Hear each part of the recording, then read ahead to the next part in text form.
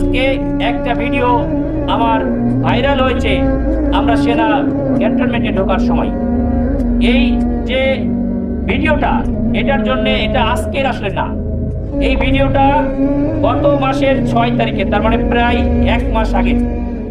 আমাদের হাদি ভাইয়ের মৃত্যুর কয়েকদিন পরে আপনারা দেখেছেন যে সব ক্যান্ডিডেটরা তারা সিকিউরিটি পারপাস তাদের গান ভ্যান নিয়েছিল, তাদের সিকিউরিটি পারপাস লোক নিয়েছিল, আমরা সেই জন্যই নিয়েছি।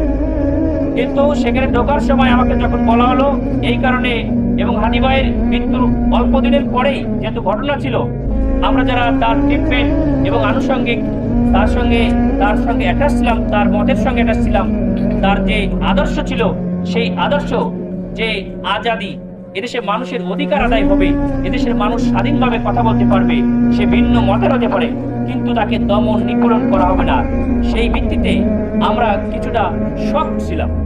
যখন আমাদেরকে এ পার থেকে ও পারে চলে যেতে হবে, এক পাশ থেকে আমরা ভাষার থেকে দিকে যাব, তখন আমাদেরকে বলা হলো, এবং তখন হয়তো আমি সেটা যে আচরণটা করেছি সেটা ঠিক করে নাই, এবং তখনই আমরা আমাদের দলীয় পর্যায়ের উচ্চতর পর্যায়ে এবং আমি নিজে যেও সেখানে দুঃখ প্রকাশ করে এসেছি। ঊর্ধ্বতন যারা কর্মকর্তা আছে তাদের সঙ্গে আমি নিজে দুঃখ প্রকাশ করেছি, এবং আমাদের নেতৃবৃন্দ ঊর্ধ্বতন যারা কর্মকর্তা আছে তাদের সঙ্গে একটা আন্ডারস্ট্যান্ডিং করে এটা সলভ ইস্যু।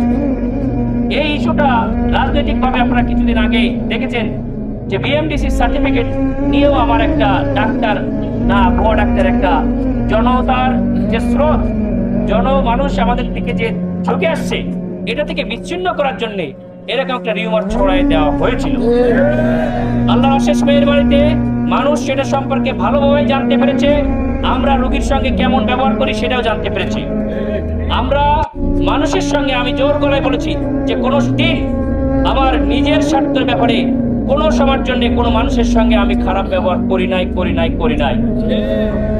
কিন্তু সেই সময়টা আমাদের হৃদয় ক্ষত ছিল যে আমরা আমাদের অধিকারটুকু পাচ্ছি না। সেই কারণে আমরা যেহেতু, তারপরও সেনাবাহিনী হচ্ছে দেশের সম্পদ, আমাদের সার্বভৌমত্বের প্রতীক এবং প্রহরী, তাদেরকে নিয়েই আমাদের দেশ।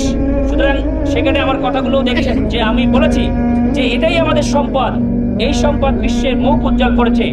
এটা সম্পর্কে কিছু গুটি কয়েক ব্যক্তির জন্য হয়তো আমরা প্রশ্নবিদ্ধ হয়ে যাচ্ছি কিনা, এটাই ছিল আমাদের তাদের প্রতি কথা। কিন্তু সেই কথাটা একটু জোরে হয়ে গেছে। যারা আমার কথা দ্বারা কষ্ট পেয়েছে, আমার দলীয় কর্মীরাও যারা কষ্ট পেয়েছে, আমি তখন দুঃখ প্রকাশ করেছি, আবারও আমি দুঃখ প্রকাশ করছি এই মিডিয়ার মাধ্যমে যে আমার এই আচরণ তখনকার জন্য সেটা ঠিক হয় নাই।